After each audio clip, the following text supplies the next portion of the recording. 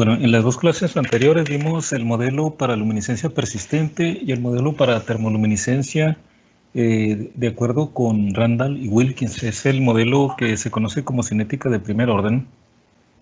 Ahora vamos a ver la descripción matemática para la luminiscencia persistente con el modelo de Garlick-Gibson, que fue el modelo que le siguió a Randall Wilkins, pero para describir lo que se conoce como cinética de segundo orden.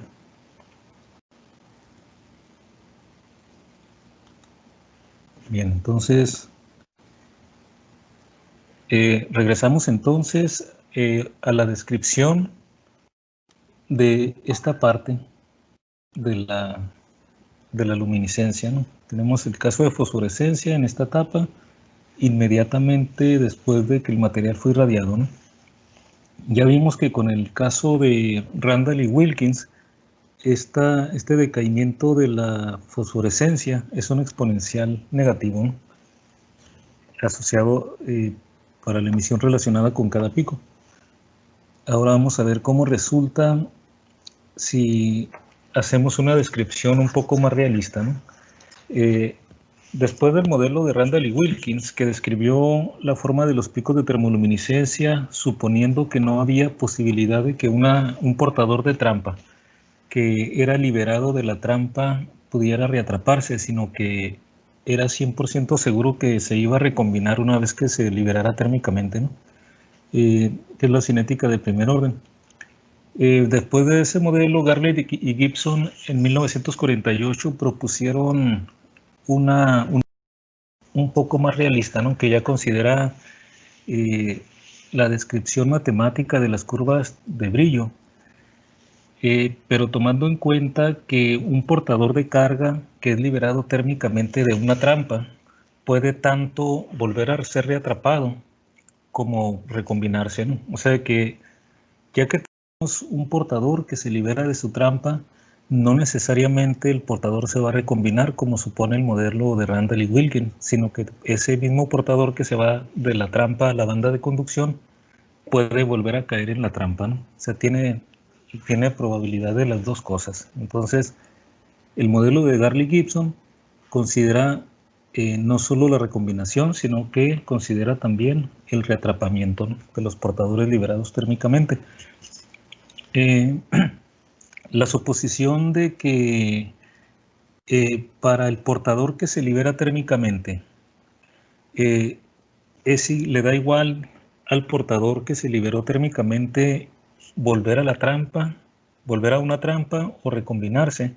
Eso se conoce como cinética de segundo orden. Entonces, vean, el hecho de que al portador, vamos a hablar como si fuera un electrón, ¿no?, que un electrón que se libera térmicamente de la trampa, el suponer que al electrón le da lo mismo irse a una trampa de vuelta, que regrese a la trampa, o recombinarse, no es lo mismo que la probabilidad de recombinación sea igual que la probabilidad de reatrapamiento, ¿no? Vamos a ver ahorita por qué. Entonces, lo que realmente queremos decir con esto en la cinética de segundo orden es que al electrón le va a dar lo mismo caer en una trampa que esté disponible para ser ocupada todavía que recombinarse, que irse a un centro de recombinación.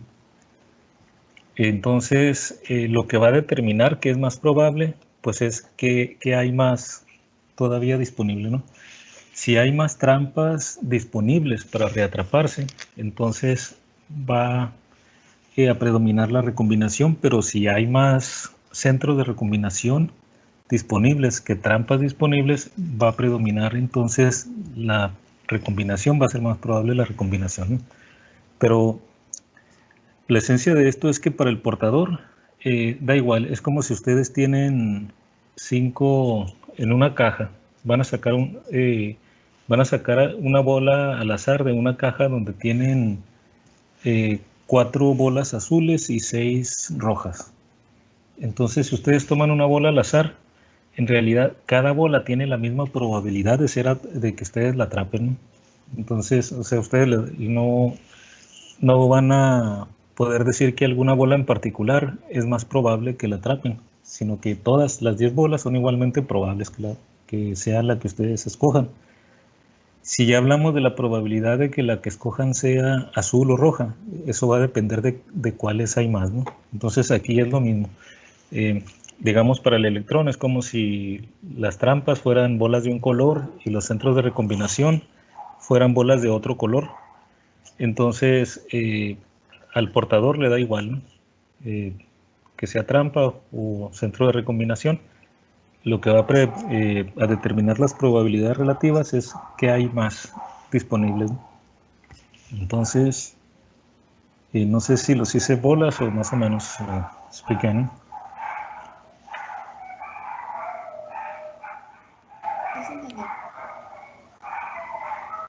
Muy bien, entonces la descripción empieza así, ¿no? Ahora vamos a considerar que en la banda de conducción tenemos tanto trampas de portadores. Para simplificar en la descripción vamos a referirnos a como si los portadores fueran electrones necesariamente.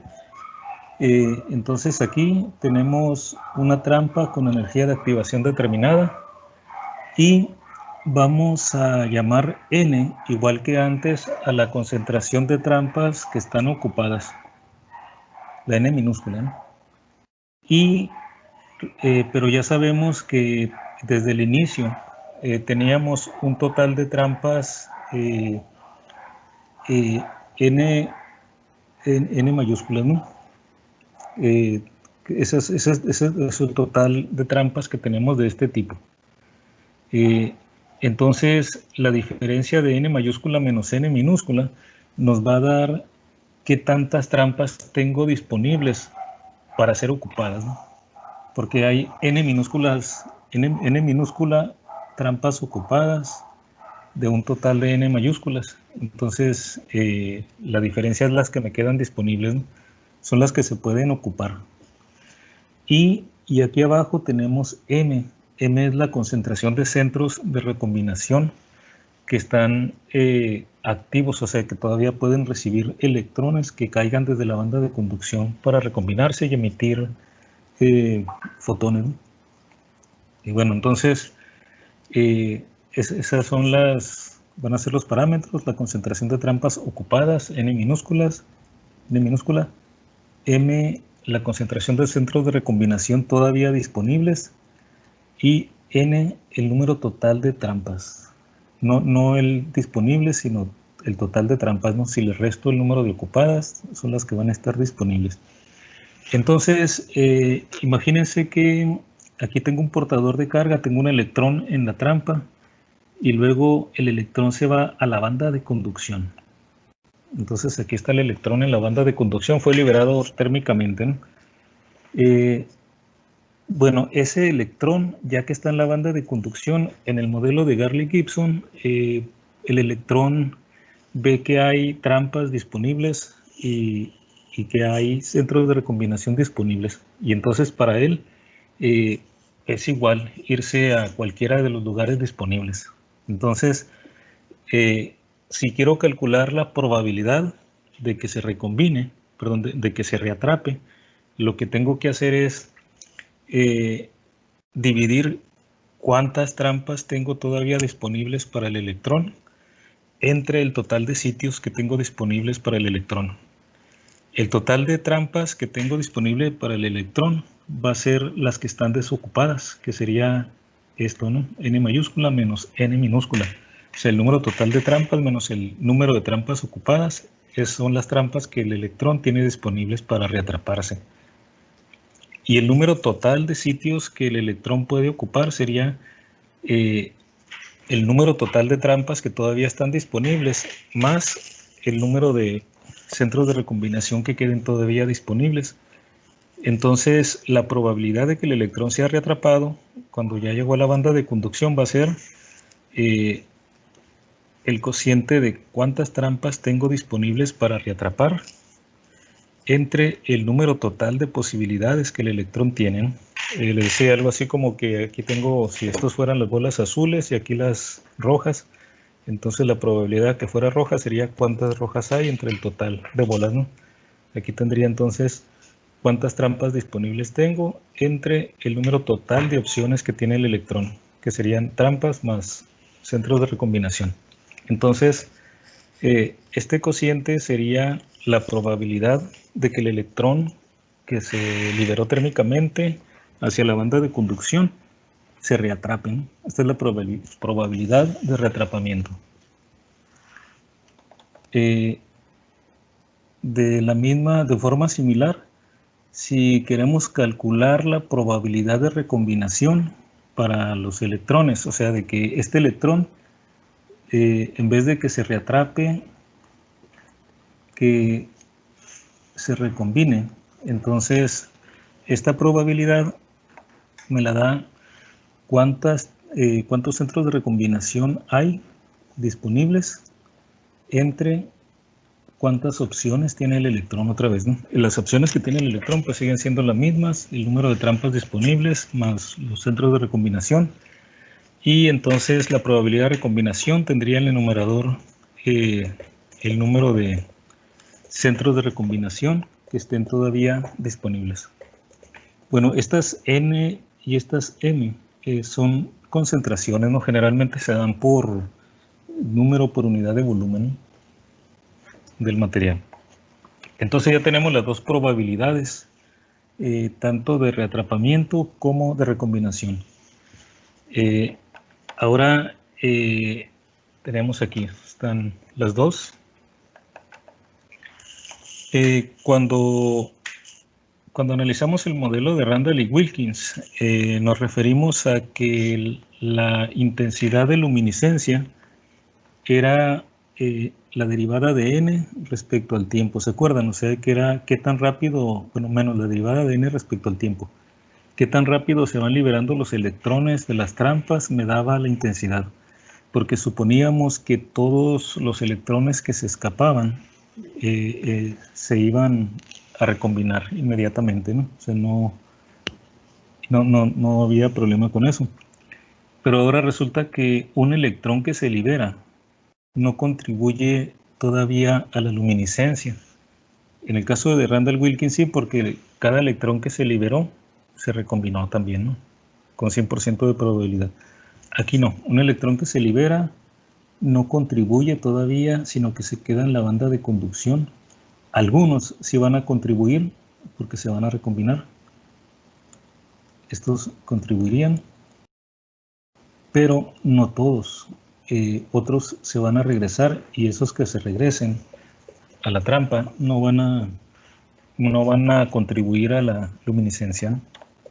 Entonces, vamos a cambiar ahí un poco la ecuación, aunque después matemáticamente la vamos a relacionar con esto, ¿no? Hay que notar que la concentración de trampas ocupadas normalmente es igual al número de centros de recombinación activados. Esto es por lo siguiente, ¿no? Originalmente el material ya tiene algunas trampas que pueden ser ocupadas, pero no tiene electrones que lo ocupen hasta que ya es expuesto a radiación. Entonces, estos centros de recombinación se generan por pares electrones y huecos, que son la ausencia de electrones, lo que genera aquí una necesidad de un electrón, ¿no? Que luego al recombinarse lo recibe. Entonces, cuando el material no ha sido todavía irradiado, tiene trampas disponibles, pero no tiene electrones que ocupen esas trampas, y resulta que cuando yo genero un electrón en la ionización, genero al mismo tiempo su par de carga opuesta que da lugar a los centros de recombinación. Entonces, los electrones se generan por pares con los huecos, y entonces esos huecos son los que generarían aquí estos centros de recombinación, ¿no? Entonces, por eso podemos hacer la consideración de que la concentración de trampas ocupadas es igual al número de centros de recombinación disponibles. O sea, mientras no irradio el material, no activo esos centros de recombinación todavía, ¿no? Pero tampoco tengo los electrones de contraparte que se generan por pares. Entonces, con esta igualdad, en estas dos probabilidades, yo puedo hacer aquí la m igual a n, entonces aquí se eliminarían este término. Aquí aparecería n, se eliminaría esta parte. Y en las dos, ¿no? Entonces me quedaría, aquí en la primera sería n menos n. Voy a poner aquí. Y aquí tendría n nada más, ¿no?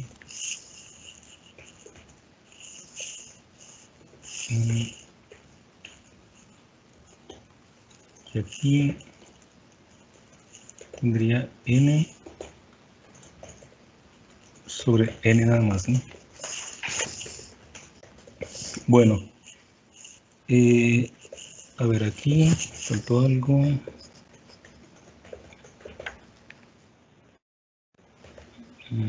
Tratamiento n menos n. Está bien, ¿verdad?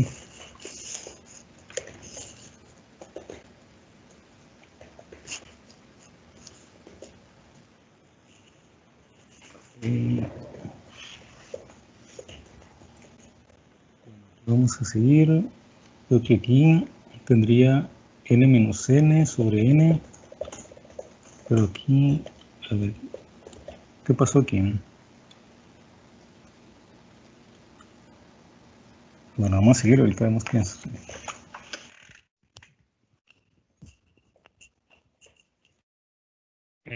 Ok. Bueno, aquí estamos aquí con las probabilidades relativas, ¿no? Bueno, siguiendo aquí con esto, les decía que n generalmente se toma igual que m porque se generan por pares los electrones y electrones y huecos, ¿no? Y bueno, entonces aquí es donde ya empieza la diferencia con la descripción de Randall y Wilkins, ¿no? En la descripción de Randall y Wilkins teníamos que la intensidad la relacionamos con la derivada de n respecto al tiempo directamente, ¿no? Con esta parte, ¿no? ¿Sí recuerdan, verdad? Esto es porque la derivada negativa de n respecto al tiempo es cómo se van perdiendo los electrones que están atrapados. Y en Randall y Wilkins estamos suponiendo que esos electrones que se escapan se recombinan y entonces contribuyen a la luminiscencia. Es decir, en Randall y Wilkins esta derivada de n respecto al tiempo me daría, suponiendo que cada recombinación genera un fotón, entonces qué tan rápido están saliendo los fotones, ¿no? Y es negativo porque al perderse los electrones es cuando se recombinan, ¿no? Entonces la rapidez con que se están vaciando las trampas es la rapidez con que se están emitiendo fotones, porque todos los electrones que se liberan se recombinan. Pero vean, en realidad la luminiscencia no se genera en ese escape, sino que se genera en la recombinación. O sea, el electrón que se escapó a la banda de conducción, al caer al centro de recombinación, bueno, al recombinarse, en ese momento es cuando en realidad ocurre la luminiscencia, ¿no? Y aquí se emiten los fotones. De manera que lo correcto en realidad no es escribir que la intensidad es menos la derivada de n respecto al tiempo. Bueno, vamos a ver que matemáticamente sí es correcto, ¿no? Pero desde el punto de vista físico, en realidad este fotón se genera cuando se pierde un centro de recombinación. Cada electrón que cae en un centro de recombinación reduce la m, ¿no? Porque se están aniquilando los centros de recombinación. Pero entonces, ¿qué sucede aquí? Que la rapidez con que se vayan recombinando los electrones que sí se están recombinando, que son los únicos que contribuyen a la luminiscencia, la rapidez con la que se estén recombinando esos electrones es en realidad la rapidez a la que van a estarse emitiendo fotones, no con la que vayan saliendo de la trampa, ¿no? Entonces, Podemos, desde el punto de vista físico, es más correcto esta ecuación. La intensidad va a ser menos la derivada de m respecto al tiempo, es decir, la intensidad va a ser proporcional a qué tan rápido vayan desapareciendo los centros de recombinación, porque cada vez que desaparece un centro de recombinación que se aniquila fue porque llegó un electrón y entonces en ese momento se emite el fotón, ¿no? Entonces, esto sería más correcto, ¿no? Desde el punto de análisis físico, la intensidad de la luminiscencia es menos la derivada de m respecto al tiempo. Pero resulta que si estamos suponiendo que no había portadores que queden en las trampas antes de la irradiación, entonces con la relación de que estamos suponiendo que n igual a m, luego ya podemos cambiar la m por la n, ¿no? Llegar a esta misma relación que teníamos en el caso de Randall-Wilkins. Ya estamos en la primera etapa, siendo más estrictos, ¿no? Del momento en que se genera la emisión. Entonces, escribiendo n igual a m, pues menos la derivada de m respecto al tiempo la podemos escribir también como menos la derivada de n respecto al tiempo. Y aquí tenemos entonces que esta derivada de n respecto al tiempo, ahora sí, como ya llegué otra vez a la derivada de n respecto al tiempo, esa es qué tan rápido se están liberando los electrones. Se fijan, empiezo describiendo que la intensidad está relacionada con la m aquí, cómo se va aniquilando la m, ¿no? Pero por esta igualdad matemática llego a que la relaciono de todas formas con la rapidez con que se está liberando los electrones de las trampas, ¿no? Porque esa sería la rapidez con que está cambiando la concentración de portadores atrapados en las trampas. Y uno pensaría hasta aquí, pues estas dos relaciones son la misma de Randall y Wilkins, pero no es así, porque este contenido físico nos va a llevar a una relación diferente en la derecha. En el caso de Randall-Wilkins, esta menos derivada de n respecto al tiempo la relacionábamos nada más con el producto de n por p. Y ahora no. Ahora va a aparecer un factor extra, ¿no? Por lo siguiente. El producto de n por p es, otra vez vean, p es la probabilidad de escape por unidad de tiempo. Si la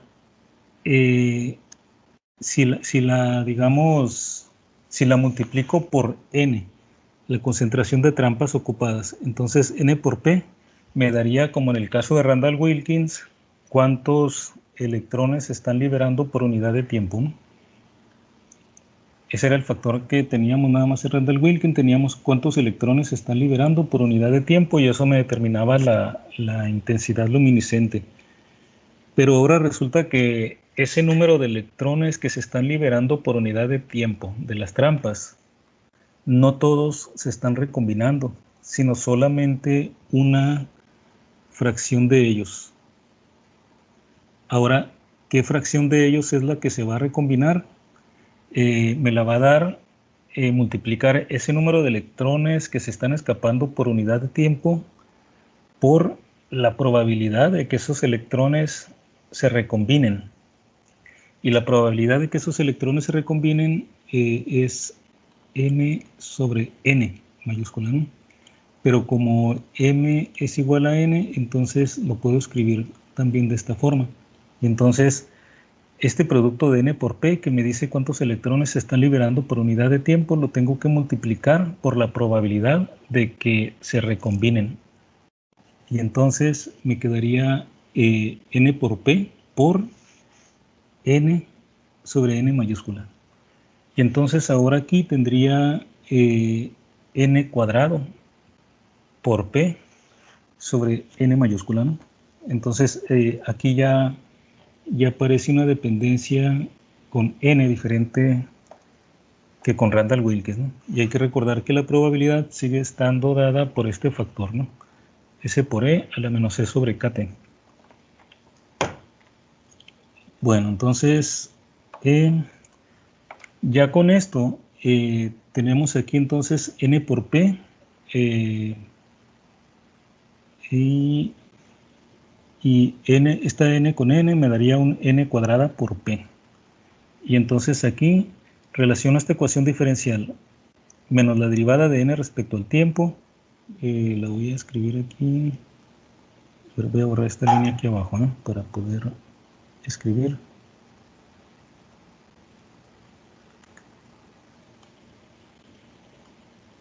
Voy a borrar esto, vuelvo al lápiz. Entonces, esta ecuación diferencial que tengo aquí, la puedo escribir como menos, bueno, voy a escribir como derivada de n respecto al tiempo, y en la derecha tengo n cuadrada, n por n cuadrada, por p, y en el denominador tengo n mayúscula. Y hay un signo menos de por medio porque aquí estaba en la derivada respecto al tiempo, tiene un signo menos, ¿no? Entonces me queda esta ecuación diferencial, que es lo que tendría aquí, ¿no? Menos n cuadrada por p sobre n mayúscula, la concentración de trampas total. Luego sustituyo aquí la probabilidad por S por E a la menos C sobre KT, y tendría esto que está aquí, ¿no? Sustituyo aquí la P, esta P, con esta expresión. Y tendría entonces la S, que está aquí, y el exponencial. Y entonces podemos escribir la derivada de n respecto al tiempo igual a menos n cuadrada por S' por E a la menos C sobre KT. Si llamamos a este S', va a ser el cociente del factor de frecuencia S sobre n mayúscula, el número de la concentración de trampas totales, ¿no? Aquí está la sustitución.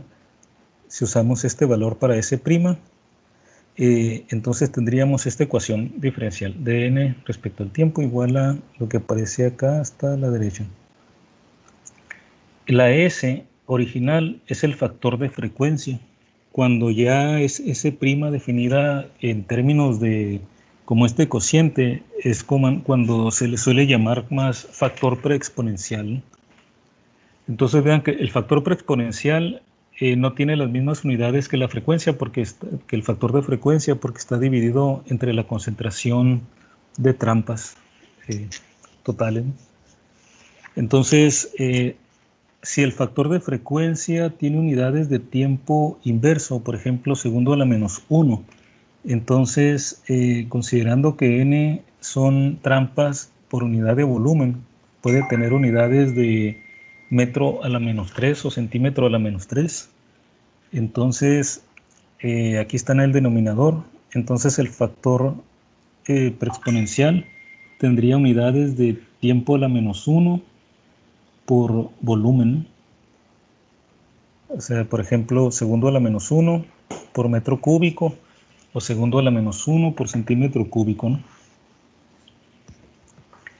Bien, entonces ya tenemos esta ecuación diferencial, y entonces esta es la ecuación diferencial que tendríamos que resolver ahora en el caso del modelo de de Garlick y Gibson. Tendríamos la derivada de n entre n cuadrada igual a menos el factor preexponencial S' por E a la menos C sobre KT por el diferencial de tiempo. En el caso de la luminiscencia persistente, consideramos la temperatura constante, ¿no? Entonces, en ese caso, la temperatura no varía con el tiempo. Y bueno, este factor preexponencial lo vamos a seguir viendo cuando veamos otros modelos, pero en cada modelo, dependiendo de la cinética, incluso vamos a ver el modelo de cinética de orden general, vamos a ver que vuelve a aparecer, pero en cada orden de cinética, en todos se llama factor preexponencial, pero las unidades van a ser diferentes porque depende de la cinética, ¿no? Sin embargo, la S original siempre es el factor de frecuencia, ¿no? Bueno, entonces, continuando aquí, esta es ahora la ecuación diferencial a resolver. Para el caso de luminiscencia persistente, la temperatura es constante, entonces lo que aparece en la derecha va a ser constante. Y vamos a suponer que el número de trampas totales no cambia. Para que no cambie S', como el factor de frecuencia es en muy buena aproximación constante con este rango de temperaturas, bueno, cuando la temperatura es constante no cambia con la temperatura. S es constante, si suponemos que la n mayúscula tampoco cambia, entonces todo la integral de la derecha, cuando integremos respecto al tiempo, pues va a ser simplemente todo esto multiplicado por el tiempo, ¿no? Y en la izquierda tenemos ahora otra integral diferente a la que teníamos antes. Esta integral es como tener n a la menos 2, ¿no? La integral de n a la menos 2. Entonces, integramos. Tendríamos en la izquierda, vamos a evaluar desde n0 en el momento inicial t igual a 0, cuando teníamos una concentración de trampas n0, de trampas ocupadas, hasta un tiempo posterior t en que tengamos una concentración n. Entonces, la integral de n a la menos 2 sería n a la menos 1 entre menos 1. Y en la derecha tendría la integral del diferencial de t, lo evaluamos en t y en 0, me quedaría t nada más, ¿no? Aquí, si quisiéramos ser un poco más formales con la matemática, tendríamos que poner aquí un dt', ¿no? Por la cuestión de la variable de integración, que no coincida con la, como le hacemos con la temperatura, ¿no? Que no coincida con el límite superior. Y bueno, entonces, y aquí también, ¿no? Pero bueno, ya sabemos el significado, pero si queremos ser un poco más formales, aquí le pondríamos nada más n' y t', ¿no? O le podríamos llamar de otro nombre a la variable, pero juega el mismo papel, ¿no? Bueno, aquí, ¿cómo nos quedaría a la izquierda? Sería, decía, menos 1 entre n, ¿no? Menos 1 entre n, porque es la integral de n a la menos 2, ¿no? Menos 1 entre n, y estamos evaluando en n0 y en n. Cuando evaluamos en el límite superior es que nos queda el negativo menos 1 sobre n que aparece aquí abajo, ¿no? Menos 1 sobre n, y luego menos 1 sobre n0 queda como positivo, y por eso nos queda en ese orden los signos, ¿no? Menos 1 sobre n más 1 sobre n0, y en la derecha pues es este exponencial multiplicado por t. ¿Vamos bien hasta aquí, muchachos? Sí, doctor, todo claro. Sí, muy bien. Ok, entonces, ahora aquí voy a, como lo que me interesa, como en el caso del modelo de Randall-Wilk, que me interesa despejar n, ¿no? Entonces dejamos solo el término que contiene a n, este que está aquí, ¿no? Dejamos solo este término, entonces va a ser menos 1 sobre n, mandamos el factor, perdón, el término 1 sobre n0, lo mandamos a la derecha, me quedaría negativo, ¿no? Entonces, si mando este término a la derecha, cambia de signo y entonces todo me quedaría negativo. Si todo queda negativo, puedo multiplicar por menos 1 para que todo quede positivo, ¿no? Y entonces tendría esto, ¿no? 1 sobre n. Ya una vez que envié este término a la derecha, que pasó negativo, y luego multipliqué por menos 1, me quedaría 1 sobre n positivo, y en la derecha todo positivo también, 1 sobre n0, por s por e a la menos c sobre kt. Tendría esto, ¿no? Aquí el paso previo fue esto, ¿no? Puse 1 sobre n igual a menos 1 sobre n0, y pasar este a la derecha, menos s' por todo este exponencial menos e sobre kt por el tiempo, ¿no? Y entonces, ya que tenía aquí todo negativo, lo multiplicamos por menos 1, y entonces todos los signos negativos se quedan positivos, ¿no? Para tener esto que está aquí subrayado. Ahora lo que está en la derecha, lo puedo factorizar con 1 sobre n. 0, ¿no? 1 sobre n0 lo tomo aquí como factor común. Entonces, el 1 sobre n0, al multiplicarlo por 1, me generaría a 1 sobre n0, ¿no? Y luego, para que 1 sobre n0 me genere este factor que tengo aquí, tendría que multiplicar ese mismo factor por n0, ¿no? Para que al multiplicarlo elimino el n0 y me queda s' por el exponencial por el tiempo, ¿no? Entonces tendríamos esta forma, ¿no? Para lo que está en la derecha, ya factorizando el 1 sobre n0. La idea de factorizar como 1 entre n0 por todo lo que está entre paréntesis cuadrado es que a mí me interesa n, y aquí lo tengo como el recíproco, pero ya factorizándolo de esta forma, entonces relaciono esto que está en la izquierda con todo esto, y entonces saco el recíproco en cada lado, ¿no? El recíproco de la izquierda sería n de t. O sea, el recíproco de este sería n de t aquí en la izquierda, y entonces ya tendría n en función del tiempo. Y aquí en la derecha, al sacar el recíproco, el 1 entre n0 me quedaría como n0. Y el recíproco de lo que está entre paréntesis cuadrados sería eso mismo, pero se iría al denominador, que es lo mismo que tenerlo a la menos 1, ¿no? Y entonces ya sacando así el recíproco de los dos lados, lo que tendría sería esto que está aquí abajo, ¿no? Resolvemos para n. Tendríamos el n0 multiplicado por todo esto se va al denominador. Lo puedo dar así como está aquí expresado, o lo puedo escribir como está originalmente, pero a la menos 1, que es lo mismo que tenerlo en el denominador. Y entonces aquí ya tenemos n de t. Ya teniendo n de t, entonces ya podemos volver a las ecuaciones que tenemos originalmente. Y entonces aquí, ¿qué pasaría? Ya tengo n de t, me devuelvo a las ecuaciones anteriores, y ya con n, con p, y el otro factor ya tendría la intensidad de la luminiscencia, ¿no? Pero bueno, antes vamos a aquí escribir, bueno, tenemos n de t y tenemos la intensidad ya establecida como esta forma, ¿no? Esta es de las ecuaciones que tuvimos ya antes.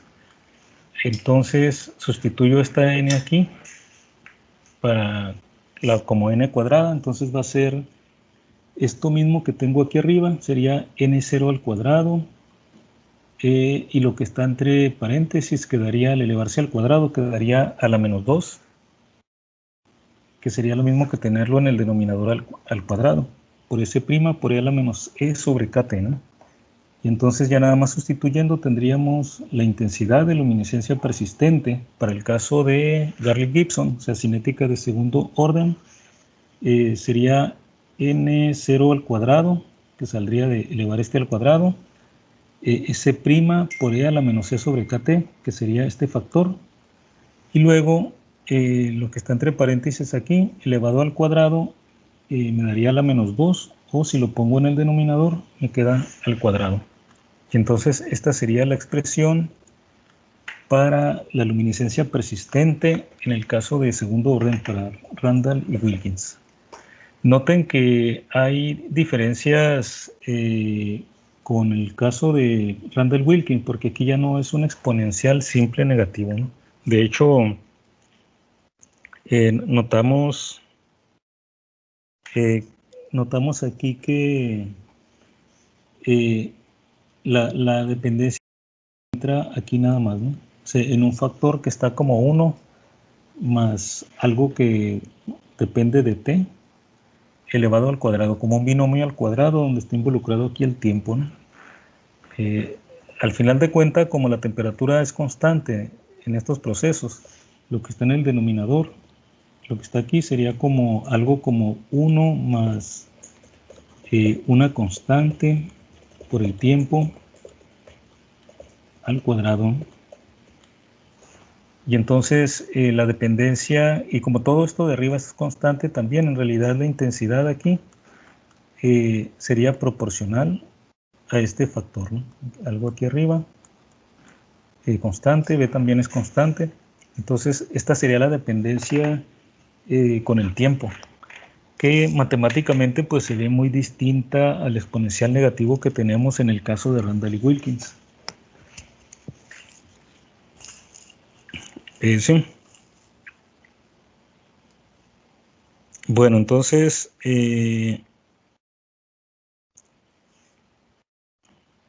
aquí, si nosotros queremos hacer lo mismo, ya visualizar cómo es este tipo de decaimiento, vamos a ver aquí algo interesante, ¿no? Si ustedes vieran una gráfica de la luminiscencia persistente de Randall y Wilkins y una de Garlick y Gibson por separado, pues podríamos pensar en primera instancia que este de Garlick y Gibson también es un exponencial negativo por la forma matemática, ¿no? Porque vean, al final de cuentas, ¿qué pasa aquí cuando tenemos t igual a 0? Para t igual a 0 tendríamos un valor inicial constante, ¿no? Pero luego cuando pasa el tiempo empieza a aumentar este factor con el tiempo, se va haciendo más grande el denominador y entonces la intensidad va cayendo cada vez más, ¿no? Va cayendo como 1 sobre algo más t cuadrada, ¿no? No, como 1 más el factor de t al cuadrado. O sea, aquí sería como un binomio, donde va a aparecer t como b cuadrada t cuadrada más 2bt, por ejemplo, ¿no? Aparece 2 veces. Pero al final de cuentas el efecto neto, sin entrar así en detalle, sino viendo nada más el comportamiento general de la gráfica, es una gráfica que va decayendo porque el tiempo aumenta, el denominador aumenta y entonces la intensidad va decayendo, ¿no? Así que en primera instancia, si nada más observamos el decaimiento, la gráfica, podríamos pensar que es igual como si fuera de primer orden, pero aquí vemos que ya en el detalle matemático es algo muy distinto, ¿no? Bueno, aquí podemos hacer lo mismo que hicimos antes de considerar la cantidad de la intensidad cuando el tiempo es igual, lo que llamamos como I sub 0, la intensidad inicial para t igual a 0 justamente.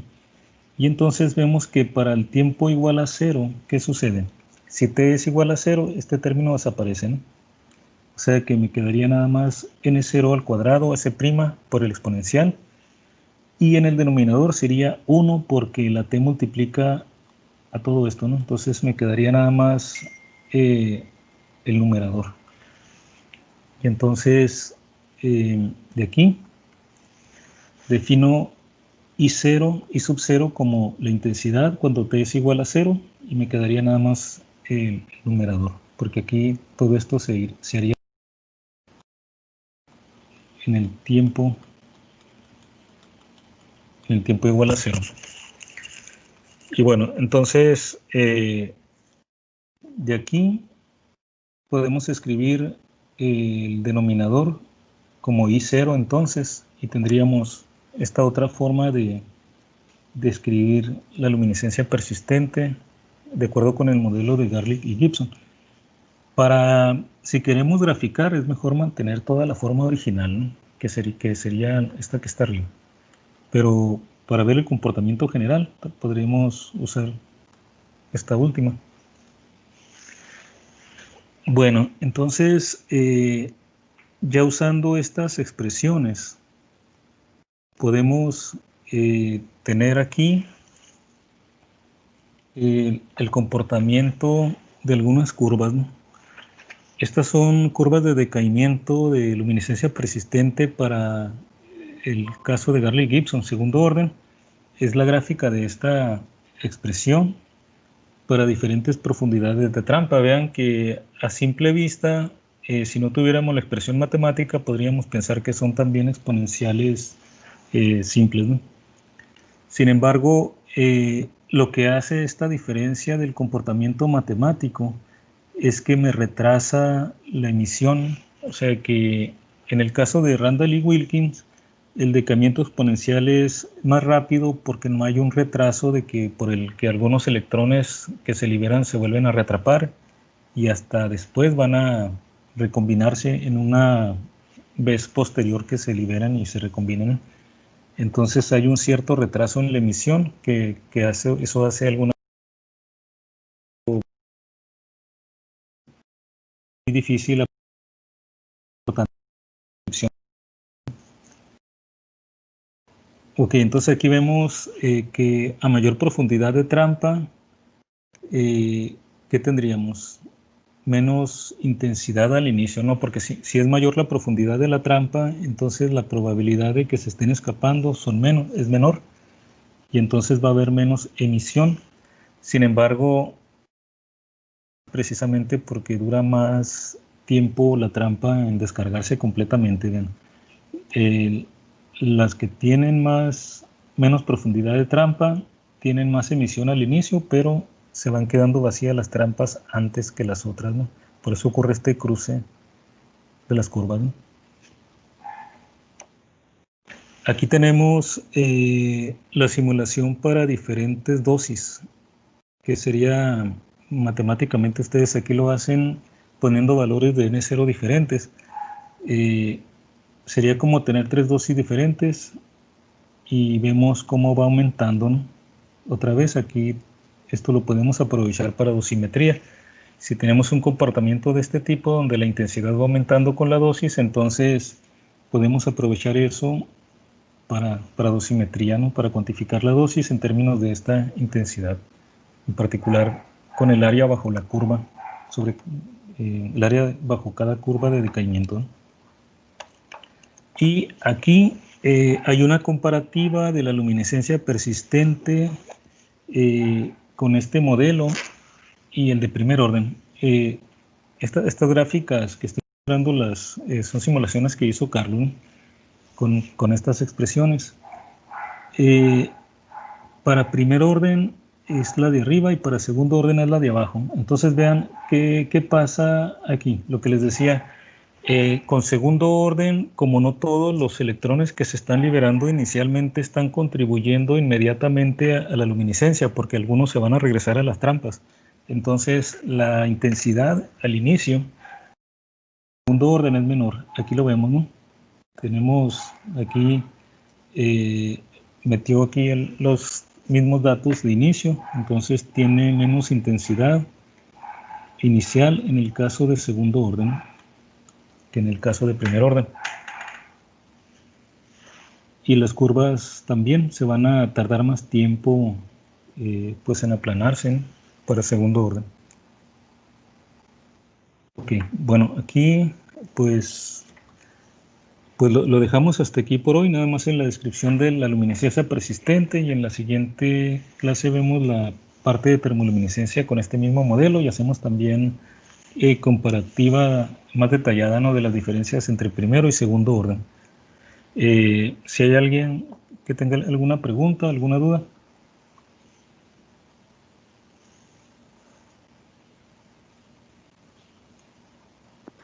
Por mi parte no, doctor, todo claro. ¿Alguien? No hay ninguna duda.